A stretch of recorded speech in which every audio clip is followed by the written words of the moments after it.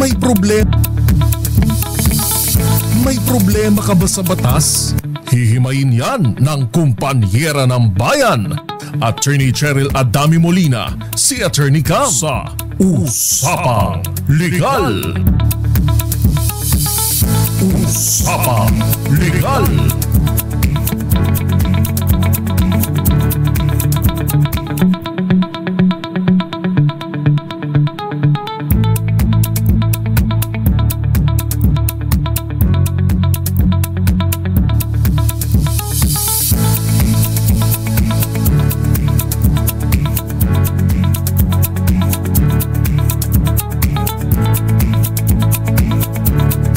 Magandang gabi Luzon, Visayas at Mindanao. Magandang gabi Pilipinas. Welcome po sa Usapang Legal. Minus muna si Attorney Cheryl Adami Molina, Attorney Cam. Makakasama sa isang oras na kwentuhan. Ako po si Josa Cruzat. At ito naman po si Vina Pearl Hasoro. At ako naman po si Sofia Gans. Nakita ko na din sa wakas. Tagal mong hinanap. Oo Ilang days na lang ba?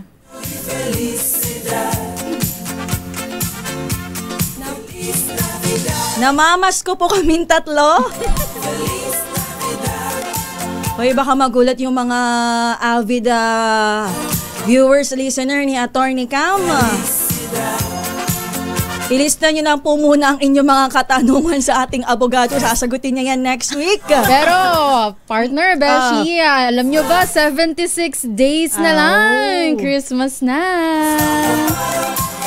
My God, malapit-lapit na. Pero kahit malapit na yan, abay, marami tayong nararanasan ngayon. Maraming dumarating na pagsubok sa atin. Oo nga. Katulad ng mga nangyari yung lindol sa Cebu last September 30. Sumunod naman yung sa La Union. At kanina lamang ay itong magnitude 7.4 na lindol tumama naman sa Manay, Davao Oriental. Kaya kaugnay niya, namamas ko po ang MBC. Calling for donations po, MBC Operation Tulong para po sa mga apektado na apektuhan itong magnitude 7.4 nga po na earthquake tumama kanina sa Eastern Mindanao. Kaya sa mga may mga sobrang kaperahan dyan, narito po ang aming Metrobank account 640-7640-086412. Naka-flash po sa ating screen. Yan po ay aming Metrobank account. Ulitin ko po yung Metrobank account natin ha. 640-764-008-6412. Yung ating namang BDO Peso account. Yan tayo. Yan ang ating BDO Peso account. Ang pangalan po niyan ay MBC Operation Tulong. Ang account number po ay 000-508-035-635. Ulitin ko lang po, ang ating account number 000-508-035-635. Yan po ang sa aming BDO Peso account. Kumakatok po sa inyong mga pintuan at sa inyong puso. Ang MBC Operation Tulong. At saka syempre tuloy-tuloy din tayong nagbibigay ng mga kahit konting tulong sa mga nasalanta ng bagyo dyan sa Masbate at earthquake naman dito sa Cebu. Yan, kakauwi pa lang ng ating Wonder Woman galing Masbate tapos tumungo ng Cebu, 'di ba? Kakauwi niya pa lang. Ang sabi niya nga sa akin kanina, nauna siyang umuwi, naiwan pa yung team niya doon sa Cebu. Diba? So meron pa rin talaga tayo kahit umalis na ang kanilang chief. Tuloy-tuloy pa rin doon ang pagtulong. Yan. Pero dahil nga sunod-sunod ang pagtama ng mga kalamidad dito, hindi mo talaga maiisip yung nararamdaman ng mga kababayan natin, di ba? Kung nasa sitwasyon kanila, di ba, parang hindi mo na lang alam kung anong gagawin, kung paano ka mag-cope up. Ay, ba ito nga partner, di ba? Kahit tayo nga na andito, hindi naranasan yung lindol na yon, napapaisip ka rin, napapa-overthink ka na paano kung ikaw na rin yung nasa sitwasyon na gano'n, di ba? Anong gagawin mo? Ano ba ang mga dapat nating gawin, gano'n? Oo, kaya naman naman? Yan ang ating aalamin mamaya sa ating makakapanayam ng isang psychologist. At syempre kaalinsabi na yan ng World Mental Health Day. Ngayon mismo, October 10 yan. Pero bago tayo kailangan ata pala natin maghanap buhay pa. Natango-tango na doon yung isa. Sa ating pagbabalik, magpasok tayo muna ng mga reports and then kakausapin na natin ang isang sikat at pinagkakatiwalaan nating psychologist dito sa DZRH. Kaya kung meron po kayong katanungan, kahit ano man po yan sa inyong kalusugan, idadamay na natin yan, itatanong natin yan kay Dr. Cadiz. Mamaya sa ating pagbabalik, ito pa rin po ang Usapang Legal minus Attorney Cam.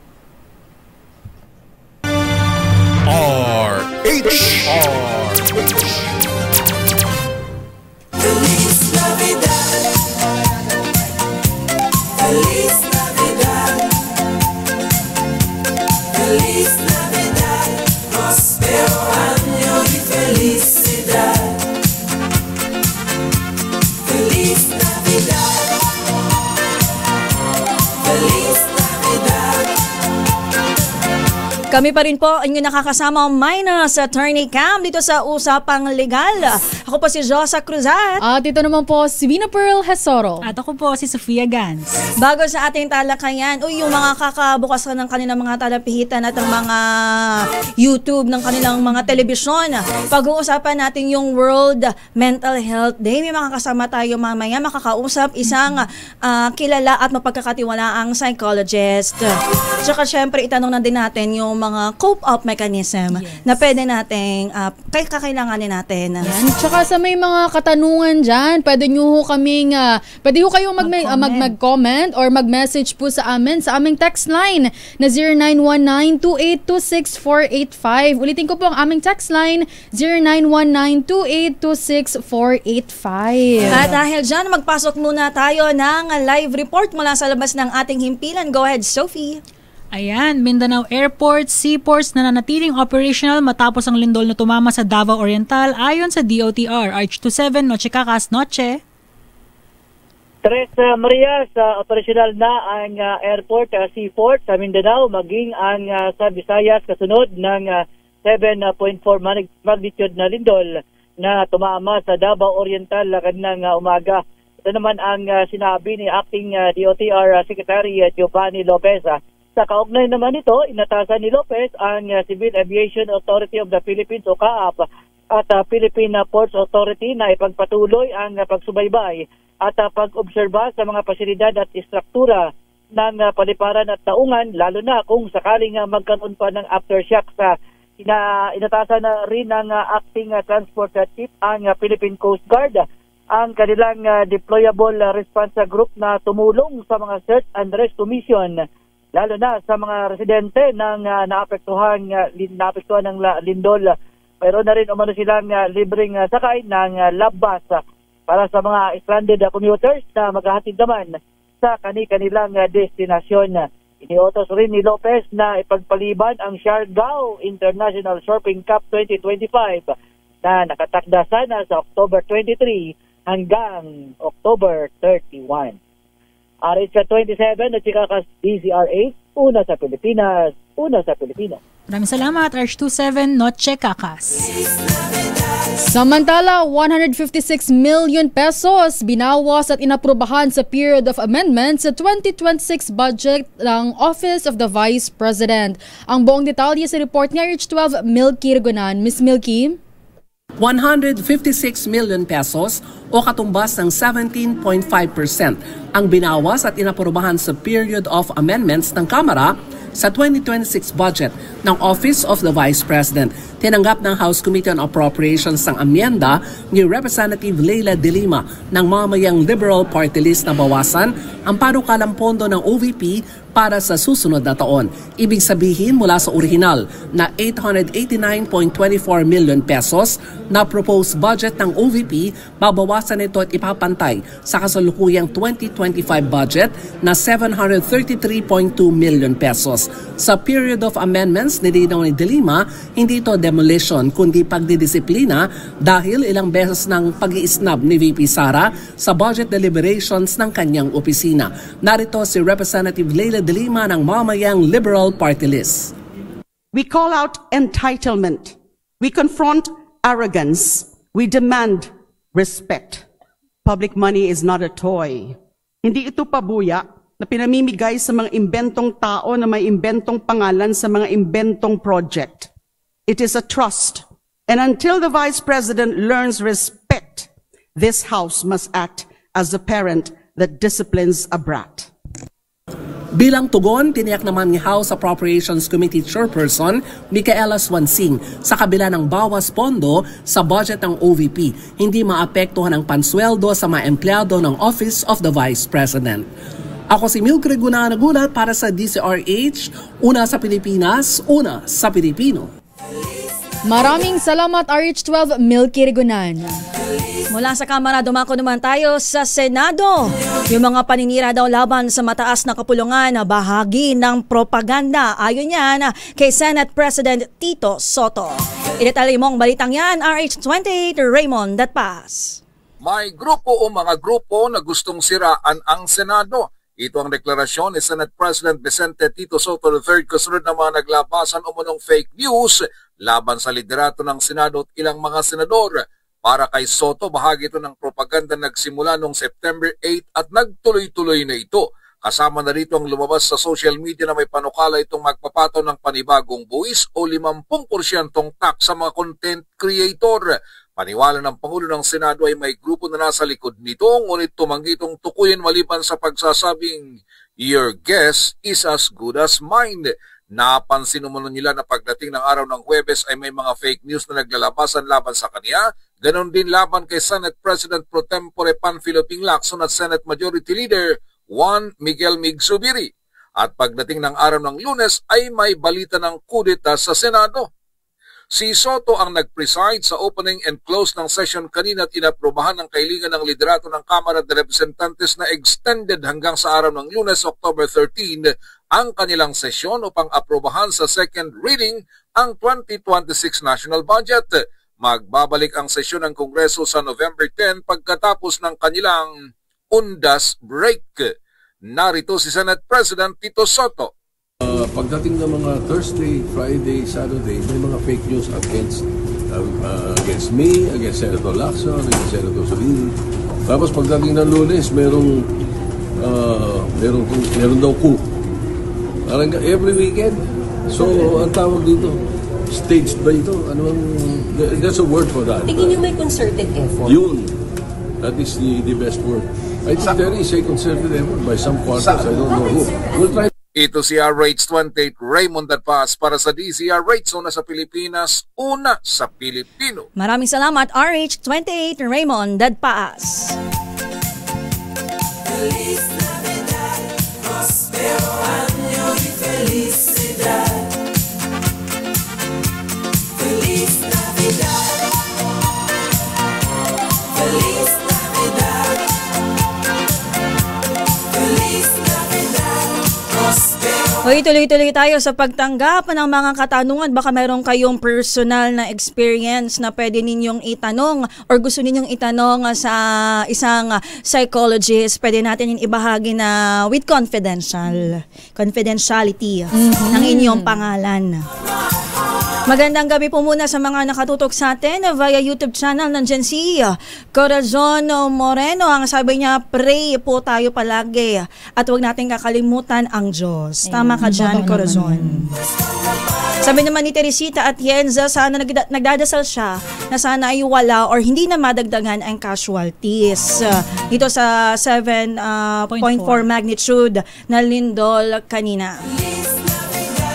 Katulad ng nabanggit natin kanina, Sophie Wina, mapag-uusapan natin itong World Mental Health Day at saka itatanong na din natin kung ano nga ba ang mga cope-up mechanisms na pwedeng gawin o sundin ng mga kababayan natin na para nakakaramdam ng lungkot o kung ano man ang kanilang mga valid na nararamdaman. Dito sa sunod-sunod na pagtama ng kalamidad, nandyan ang bagyo, lindol, diba? Dami mga natural disasters na talaga nakakagimbal ng mga isipan ng ating mga kababayan. Personally, ako kahit hindi ko siya nararanasan, ay medyo parang may takot din. Diba? Nag-overthink ka na rin ba, diba, partner? Dahil dyan, nasa linya na natin si Dr. Jana Cadiz Carandang, isang psychologist na lagi natin nakakausap dito sa DZRH. Magandang gabi po, Dr. Carandang. Ako po si Josa, kasama ko po si Wina at si Sofia. Magandang gabi po. Magandang gabi, Doc. Hi, good evening sa ating lahat. Yeah. Yon, magandang gabi, Doc. Kahit medyo busy ka, maraming salamat po na paunlakan ninyo yung aking imbitasyon na interview sa inyo. Kasi medyo parang sunod-sunod, Doc, yung kalamidad na nararanasan dito sa Pilipinas tumatama sa ating bansa. Medyo parang na-overwhelm ang tama bang term ko, mental health natin ng mga Pilipino. Pero bago natin puntahan yan, Doc, kasi ngayon ipinagdiriwang ginugunita actually natin ang World Mental Health Day. Pwede mo ba kami, Doc, kwentuhan or banggitin, ipamulat sa ating mga kababayan kung ano po ba itong World Mental Health Day na ito, Doc?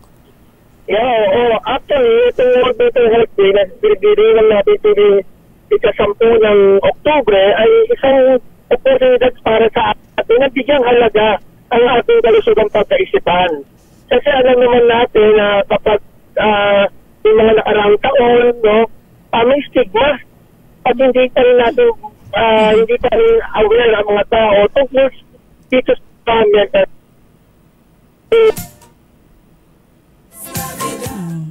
tungkol sa mental health. Para sa ganyan, mabigyan ng halaga ang kalusugang pagkaisipan din ng bawat isa sa buong mundo. Kasi, Doc, hindi lang naman talaga physical health ang lagi natin dapat pagtuunan ng pansin. Although, importante yon, pero syempre, mahirap na kapag yung sa utak ang kalaban. Tama ba, Doc? Yeah, magkakaugay lahat ng bagay. Yung physical health mo, kapag ikaw ay nagkaroon ng sakit, apektado yung mental health. At kapag ikaw ay mayroong mental health issue, apektado rin ang physical health mo. So, konektado yan. Walang exempted, ika nga sa atin, no? Walang sasabihin na, ito, physical health, wala ito, masakatong taong ito, sakit lang siya. Hindi. Ma-apektuhan din yung kanyang mental health, kahit papano. Kaya kailangan bigyan pa rin ng pansin ang parehong kalusugan, physical man to o pangkaisipan. Doc, nabanggit po natin kanina ito pong mga nararanasan po nating mga kalamidad. Doc, sa dami po ba ng nangyayaring kalamidad po dito po sa ating bansa, gaano po ba kalaki ang epekto po nito sa mental health po ng ating mga kababayan? Yes, oo.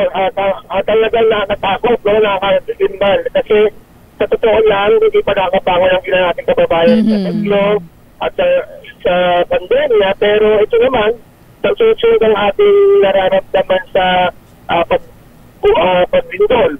Nakaka-apekto ito dahil sa pagkat hindi lang apektado, hindi lang buhay o kabuhayan apektado rito. At dudurot sa sobrang stress o emotional trauma per se, sa bawat isa sa atin na nakaranas, experience ng mga sakuna. Kaya napakahalaga na sa mga oras na ito, magdamalan tayo upang nasa ganun maibsan ang kanilang takot at maibsan ang kanilang mga nararamdaman upang hindi magdurot to sa isang seryosong sakit sa pag-iisip. Oo nga, Doc. Kaya kung napapansin ng mga tagapakinig natin, kasama sa relief operations palagi yung psychosocial intervention kung tawagin. Doc John, baka pwede explain niyo po sa amin in layman's term, ano ba ang kabilang dito sa psychosocial intervention? Yeah, ang psychosocial intervention ay isang paraan upang matulungan ng isang individual na tulungan ng kanyang sarili na maibsan ang posibleng trauma, posibleng stress na dulot ng mga kalamidad. Halimbawa, maaaring sa paggabayan ng isang eksperto, matulungan ng ang isang individual na ma-express ang kanyang takot na nararamdaman, ang kanyang distress na nararanasan, o ang kanyang mga isipin o kumugulo sa kanyang isipin na matulungan siya makapag-isip ng tama at naayos. Kasi talaga sa totoo lang, ako man, pag nakakarinig ako yan, nasitrigger din ako. So, nagkataon yung psychologist ako, kahit pa paano, kaya kong pangalagaan ng aking mental health. Pero paano yung mga kababayan natin na walang kakayanan na apuluhan ng kanilang sarili? So, ganun nga lamang na ang bawat isa sa atin ay bigyan din halaga yung psychosocial support na gagawin natin sa mga susunod na araw. Upang kahit pa paano maibsan ang kanilang takot at hindi lumala. Kaya nga sa tingin ko, Doc Jan Cadiz Carandang, hindi lang itong mga operation, mga relief operation na ginagawa ng lokal na pamahalaan at mga may kayang pribadong kumpanya ay laging nakatuon sa makakain. Although yun ang first priority natin, pagkain, damit, matutuluyan. Pero kailangan din pagtuunan natin ng pansin yung mental health ng mga kababayan natin. Pero kasi alam mo, malaking bagay din sa mental health ng isang tao yung may pagkain na malinis siyang damit. Kumaga konektado siya. Pero, Dr. John, balikan ko lang po ito. Ano po ba yung mga unang senyales po natin na masasabi natin, o yung batayan po natin, na maaaring indikasyon na po na yung isang tao ay meron na po siya, nakakaranas na siya ng anxiety, depression, o may trauma na po siya matapos po itong mga nangyari nating sakuna? Ay, naku, mahaba-habang usapan niya dahil magkakaibang sakit na nabanggit ko, anxiety, depression, ano. Pero para sa akin, kapag nabago ang ABC, yung affective behavior and cognition ng bawat isa, halimbawa, naging negative yung affection niya, naging negative yung behavior niya, naging negative yung kanyang cognition, malamang meron na po siyang kailangan, meron na yung gawin kung pagtugunan ng kanyang pangangailangang pagkaisipan. Kasi halimbawa po maaari sabihin natin, nakaranas ka ng lindol, itong mga tao sa Davao, sa Baguio, at dito sa Cebu, akala natin na sila ay nananahimik lamang. Pero hindi naman talaga sa tahimik na tao. Yung pala malalim ng kanyang iniisip. Kaya sabihin mo, hindi na sinasabi yun, kung ikaw bilang isang nakakilala na sa tingin mo nagbago, tulungan na natin agad kasi walang nagha ang tao na nakakaranas sa mental health. Minsan, yung mga taong kala mo nagpapakatagad yung pala malalim na ang kanilang nasa isipan. So, ang mga tao isa sa atin, itong bata man o matanda, babae man o lalaki, mahirap yung mayaman, kailangan natin tingnan ang bawat isa sapagkat ang bawat isa po ay may pananagugtad dito. So, kung pagaling tayo ay sa tao, hindi makatulog. So, bakit? Ano bang meron? Kasi puno ng takot. Malamang sa malamang, kailangan na yan ng tulong. So, pag isang tao naman, nawawala na gana, nawawala na ng pag-asa. Maaari itong taong ito nakakaramdam na ng depresyon. Pero, maaari iskonsulta na natin ito sa eksperto. Pero ang tao ito ay hindi na natutulog at pakiramdam yun, may mangyayaring masama sa kanya sa kanyang bawat pagpikit at meron sa mga panaginip o pumabalik sa kanyang alaala ang mga mapapait na karanasan. Maaaring ang tao ito ay nakakaramdam na ng affective stress disorder o trauma, then kailangan na natin siyang isang guni sa professional. Unfortunately, kulang ang mga psychology at psychiatrist sa pagtugunan. Kaya, ang pakiusap ko sana about LGU maglaan ng programa para matrain ang bawat isa sa psychological first aid. Kasi malaking bagay po yun para maibsan ang kanilang nararanasan. Opo, yun nga po Doc. Sa mga natamaan po nung bagyo, marami po kasi sa kanila ang ayaw bumalik sa kanilang mga tahanan. Bukod po sa safety reasons, syempre kasi yung iba na gumuho ang bahay o may warning pa rin ng local government, marami po sa kanila nagsabi na natatakot silang bumalik. Parang na-trauma na So yun Doc, trauma response po ba yun sa malakas na lindol na naranasan nila? Oo naman, kahit naman ako. Actually, to be honest, yung nangyaring lindol na nakarang araw kanina, bumalik sa alaada ko yung lindol noong July 16, 1990. So talagang iniisip ko, bata pa lang ako, alam ko yung naranasan ko yun. Ano kaya yung mga bata ngayon na naranasan? Paano kaya sila nag-cope ngayon? Yun yung pangamba ko ngayon para sa atin. Dahil ako, kahit sabihin mo matagal na panahon may 3 dekada na nakakalipas, okay pa rin sa alaala ko yung takot. So much more yung mga taong hindi nabibigyan ng magandang o natutukunan ng kanyang pangangailangan. Yun yung hamon sa amin mga mental health professional. Paano namin sila matutulungan na hindi sila makaramdam ng seryosong mental health issues, no? Talagang nakakatakot din po kasi dami po talaga ang magkakaroon ng mental health issues sa mga susunod na araw at linggo dahil sa pangyayari ito. Sasang-ayunan ko lang yung parang sinabi ni Doc na yung experience niya noong 1990 earthquake ay parang 30 years after, meron na parang fresh pa rin sa isipan niya, lalo na if may mga ganitong mga pangyayari sa buhay. Kasi iba din yun, hindi lang dahil kasi ang tao nawalan ng tirahan ay hindi lang sa nawalan sila ng tirahan. Nandun din yung iba nating kababayan, madaming namatayan lalo na dun sa 6.4 tama ba sa Cebu? 6.9. 6.9. Yan sa magnitude 6.9 sa Cebu. Last September 30 doon kasi Doc gabi tumama yung lindol. So parang medyo hindi aware, hindi maraming tulog. So ngayon, hindi mabilis nakarespond. Yan. So mga nasa 70 ang patay, hindi katulad nitong although ibina-validate pa, dito maunti kasi parang umaga siya nangyari eh. 'Di ba yung parang sakit, makita mo yung kamag-anak mo na pasintabi po mabagsakan ng pader ganyan. 'Di ba parang ang sakit, ang hirap, hindi lang siya yung pait nung mismong hindi ka safe, kundi dahil makita mo na parang mamatayan ka ng kamag-anak. Tama, Doktor? Correct.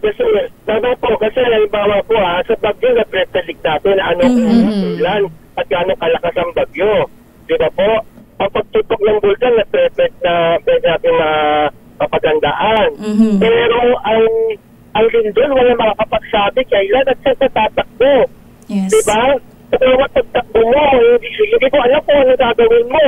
Unahin mo pag-isalba sarili mo, sa buhayan mo, mahal mo sa buhay. Tama. Pag-isalba mo yung sarili mo at may nangyari hindi maganda sa pamilya mo, yung guilt feelings ang taas. Pag-isalba mo yung pamilya mo at nawala ka, then, ano yung mararamdaman ng mga naulila. So, ito ay lahat malit, no? Kaya talagang walang eksaktong salita para ma-explain ang kanilang takot at pangamba at the same time na mawala yung kanilang sabihin natin maging okay sila. Walang eksaktong salita para sa kanila. Ang kailangan lang natin sa kanila ay damayan sa mga oras na ito at ipanalangin. At ako naman bilang isang psychologist, kung meron magsasabi na kailangan nila ng tulong na nakadapat, Baguio o Cebu, handa naman tayo tumulong na online consultation kasi para sa akin malaking bagay na matulungan ko sila sa balikit na kapararaanan.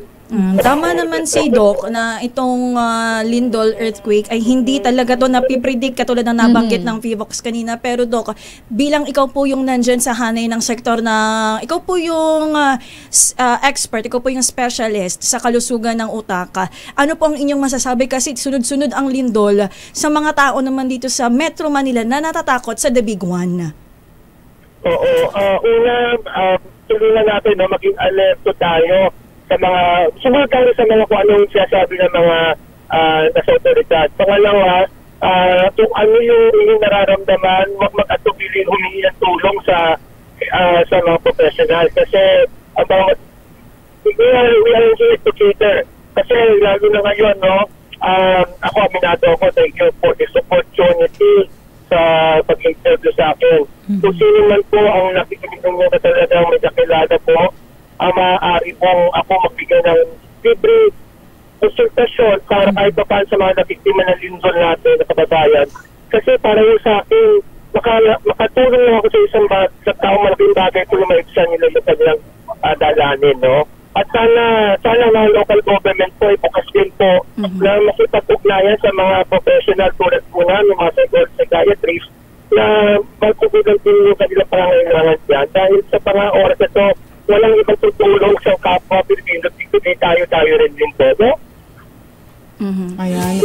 Totoo nga yun na sinabi ni Doc na wala naman talaga magtutulungan kundi tayo-tayo lang din na kapwa Pilipino. Pero Doc, adakuan ko po itong ating mga rescuers, yung mga responders po natin na parang sila po yung nakaka-experience first hand nung nakakakita po nung mga nangyayari, yung mga nabagsakan yun, di ba? Syempre po, tao din po sila, may emotions, nakaka-feel ng parang nasasaktan, di ba? May time na parang naiiyak na rin sila. Doc, mo pa yung pagod nila. Di ba? Doc, paano po ba nila maiiwasan ito pong burnout na pwede po nilang ma-feel? Actually, hindi talaga nila maiiwasan at mangyayari din sa kanila yan, no? Parang sa akin, sa mga oras ito, kaya wala sa media na nagko-cover doon. Lahat ng tao dyan na nagko-cover doon at yung mga rescuer, nasikip din sa yung nangangailangan kasi sapagkat hindi kayo makakatulog, kayo mismo ay nakakaranas din ng stress, no? So, isang bagay din yun na sana ang bawat isa, ulit-ulit ko, sana mag-prioritize yung psychosocial support ng bawat isa. Tulad din yung mga media, sana may accessibility rin sa iyo sa mga professional at the same time sa mga rescuer. Kasi ginagawa nila parang ang kanilang buhay, ang kanilang trabaho para makaligtas ang buhay. Pero sana, na kanyang trabaho, mabigyan sila ng prioridad na magkaroon ng stress debriefing. Kasi sa stress debriefing pa lang, malaking bagay yun para ma-extend yung kanilang distress o burnout na mararanasan. Kasi hindi biro yung trabaho eh. Maghahanap ka na tutulong ka sa mga tao hindi mo kakilala pero hindi mo rin alam. Tumatakbo sa isipan mo na paano yung pamilya ko. Tama doon. Diba po? Ano yung mga media, personal, na kita mo kung ano nangyayari dyan sa ground na ilang napatagal, ano yung tsura ng mga biktima. So ikaw mabigat para sa isang media person pero kailangan ninyo maibagas maiulat yung yung nangyayari dyan. Pero at the back of your mind, ay paano nakakaramdam din kayo ng stress at lahat din ay bakit. Walang exercise, ika nga. Yes, doon kadalasan nga ang nangyayari kailangan tatagan mo na lang ang loob mo. Tapos at the end of the day, tsaka mo marirealize ang bigat-bigat na pala. Oo. Totoo. Pero hindi naman po porket huwag naman natin sana sa social media i-invalidate yung mga tao na nagpo-post na huwag kayo ganyan, kapit lang kayo, kaya niya yan, ikaw pang huwag naman sana, no? Kung wala tayong maging sensitive tayo sa mga pino-comment natin sa social media. Kasi yung mga tao yun, tapos pag nababasa lang, nakaka-add ng distress. Tama, do. So pag may nakita ko kayong mga medyo hindi naman po dapat mag-comment ng huwag iwasan na po natin mag-comment ng negatibo. Kasi kaya naman nila nag-agawa yun para humingi ng tulong. Pero yung iba, na-i-invalidate tulad na lang ng nakita ko po sa social media. Ito pa nahihirapan ka, pinalikitan, katagkatag mo, parang ang sakit pa kung nabasa. Pero hindi ko masabi ito, dahil sila natin yan. Hindi po dyan matatag yan, pero sa ibang paraan, pero sa mga orsa, pero nakakailakan na ng tulog. Kung parang sabihin na matatag siya, dapat sa maging natatag, kayanin mo yan, nasa may mahal mo sa buhay.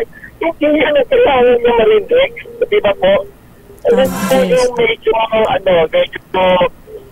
toxic na nakikita ko na social media na tayo iwasan natin. Kasi hindi nakakatulong din sa kanila. Opo, Doc. Sususugan ko lang, Doc, yung binabanggit mo tungkol sa social media, Doc. Dahil pinag-uusapan natin ang coping mechanisms. Masasabi mo ba, Doc, na dapat iwasan ang social media pag mga ganito na talaga na sunod-sunod ang kalamidad na madami din ang nagpapakalat ng fake news? Yes, oo. Kasi kung halimbawa, ano ba purpose ng social media? Para makakuha tayo ng informasyon. Tulad ng social media page ninyo, napakalaking tulong na sa amin. Pero kung isang social media influencer gagamit ng social media para makadagdag ng takot, sana makonsensya siya. Kasi hindi nakakatulong yun. Walang masama nagpadami sa social media. Kaya ako, aminado ko, social media din isang sa akin na parang kaya ko, minsan gusto ko ma-entertain. Pero hindi there's no one size fits all. Na ako, okay sa social media, pero iba nakakadagdag ng trigger. Diba? At saan yung mga social media influencer na maging responsable sa pagpupong. Kasi nagkukos na ng panic. Halimbawa, sasabihin nila, may tsunami, pero wala naman tsunami warning. Huwag naman sana nila gamitin yun, o magpo-post ng mga fake na video, AI-generated, na magkakaroon tuloy ng panic ang mga tao. Huwag naman sana. Kasi maging makatao tayo sa kapwa natin. Kasi merong dahilan kung bakit natin to ginagawa, no? Yung huwag naman sana mangyari sa yung nangyari sa kanila, no? Tama, Dok. Lalo na, Dok, kung tumama yung 6.9 magnitude sa Cebu, abay, sunod-sunod ang post sa social media ng susunod na or baka and the big one. Ay, although nabanggit kanina ng Fivox, walang connection yun, walang kaugnayan po ang Cebu quake at ang La Union quake dito sa nangyaring 7.4 magnitude sa Davao Oriental. Correct. Walang kaugnayan yan. Pero yung mga iba nakikita ko, bukas magkakaroon ng anytime, magkaka-big one. Hindi ay starting sa atin naman, wala tayong eksperto. Kasi andyan naman sila para iligtas tayo, tulungan tayo. Pero huwag tayo magpakalat pa. Kasi una, meron kang responsibilidad na panalagutang hinaharap na nasa itaas. Pag ikaw ay hindi tapat sa iyong mga ginagawa. Di ba po?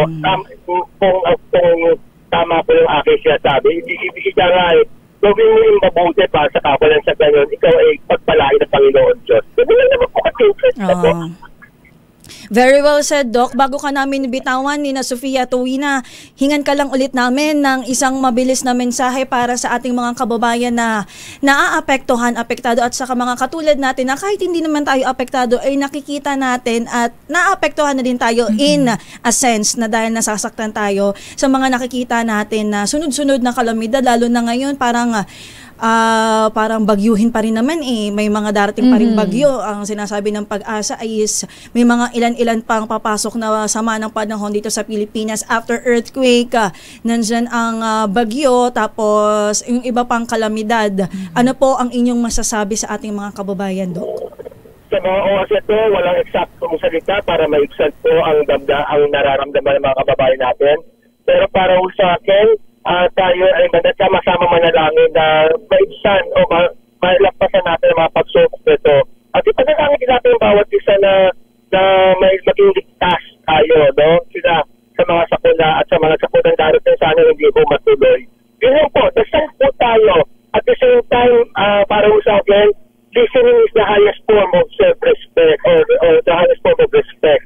So, makinig tayo sa mga taong dumadaing at huwag na lang po natin sila i-invalidate kapag nangangailangan sila ng taong makikinig sa kanila at pasasagdala sa mga oras ito.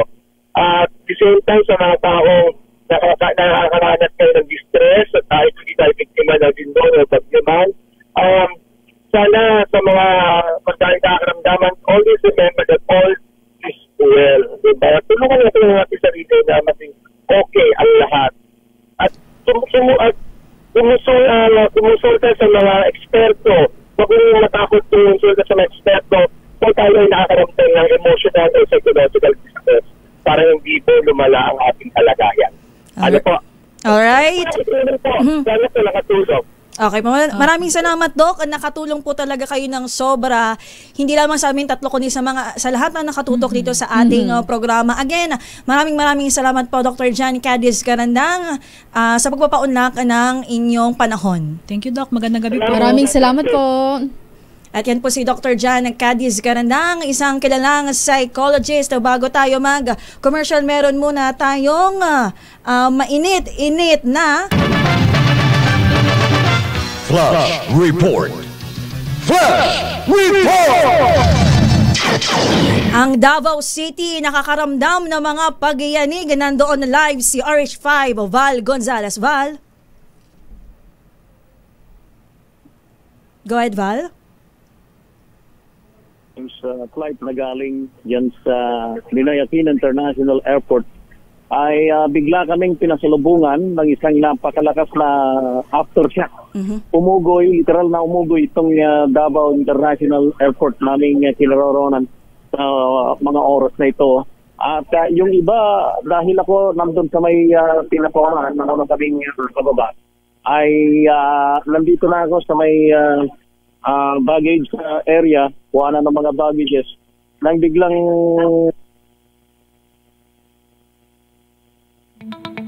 Kayo'y sa Val Gonzales. Mukhang nakakaramdaman tayo ng communication delay o ng sira sa komunikasyon. Mamaya babalikan natin si Val Gonzales. Baka nahirapan siya sa signal. Tayo magko-commercial lamang muna saglit. Pilipinas ang ating oras, 5 minuto bago mag alas 7:30 ng gabi. This Josa, Wina at Sophia, yung 6.9 magnitude na aftershocks na yan ay naramdaman namin mismo dito sa may Davao International Airport dahil eksaktong alas 7:12 kung tama yung aking... Tama, Val. Kung alas 7:12 nung maramdaman namin dito, medyo may kalakasan ang naramdaman dito sa may bahagi ng Davao International Airport.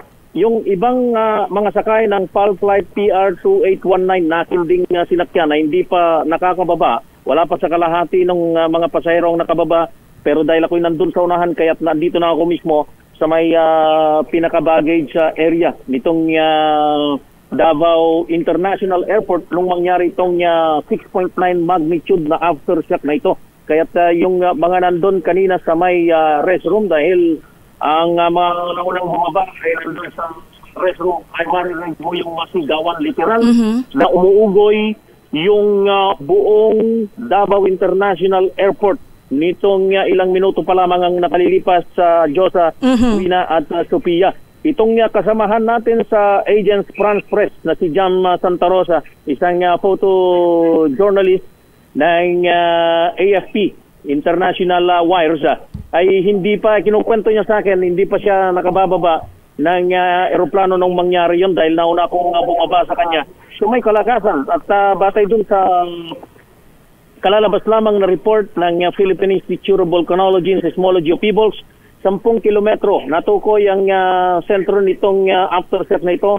10 kilometro ang lalim sa silangang bahagi ng Manay, Davao Oriental. At dahil dito, kalalabas lamang na report ng Philippine Institute of Volcanology and Seismology of Peoples, intensity 4 yung naranasan namin dito sa city of Davao, particularly dito sa Davao International Airport, habang yung mga kasama din dun sa Bislig City at Surigao del Norte. Pero dun sa aking pagtaya kanina, iniisip ko na mas malakas pa doon sa intensity 4 yung actual naming naramdaman dito sa ground, particular na dito sa Davao International Airport. At batay sa report ng PBOX, naramdaman din ang instrumental intensity 4 sa mga bayan ng Magpet sa Cotabato, ang Digos City, Davao del Sur, Santa Maria sa Davao Occidental, Nabunturan, Davao de Oro, Gingoog City sa Misamis Oriental, ang mga bayan ng Malungon, Alabel, Sarangani, at Tupi sa South Cotabato ay nakaramdam din ng intensity 4, habang dun sa bayan naman ng Hinunangan sa Southern Leyte ay intensity 4 din yung naramdaman. So mula rito sa Davao International Airport ay kasama ko itong ating kasamahan si John Soter ay bibiyahe kami mula dito sa Davao City patungo dyan sa may bayan ng Manay, Davao Oriental, at para makita natin kung anong sitwasyon ng ating mga kababayan, kasunod pa rin ng 7.4 o 7.5 magnitude na lindol na nangyari ngayong araw. Mula rito sa Davao International Airport, kasama ko pa rin si John Soter. Ako si Val Gonzales, DJ Ray, una sa Pilipinas, una sa Pilipino. Flash Report. Flash Report! Maraming salamat RH5 Val Gonzales. At kaugnay nga ng balitang yan, ang PHIVOLCS naglabas ulit ng panibagong tsunami warning. Ang detalye ibalita mo RH52 Edniel Parosa. Naglabas ng panibagong babala sa posibleng pagtaas ng mga alon ng dagat itong PHIVOLCS kasunod ng panibagong malakas na lindol sa karagatang sakop ng Davao Oriental. Sa abisong inilabas ng ahensya, dakong alas 7:12 ngayong gabi ay pinapayuhan ang mga residenteng mag-evacuate sa matataas na lugar, lalong-lalo na itong coastal areas o sa coastal areas ng Surigao del Sur, Davao Oriental at Surigao del Norte. Ulitin natin, sa mga residenteng nasa coastal areas ng Surigao del Sur, Davao Oriental at Surigao del Norte, kayo ay inabisuhan ng lumikas at lisanin muna ang inyong mga lugar punsod ng panibagong 6.9 magnitude na lindol na naramdaman sa parehong lugar. Ating inaalam sa mga oras na ito, Josa, at yung nature nitong 6.9 magnitude, kung ito ba ay isang aftershock. Oo nga eh. Lalo't itinuturing o sinasabi kanina ng DOST Box na may tuturing lamang na aftershock yung mga lindol na 1 degree lower. Itong 6.9 magnitude ay ilang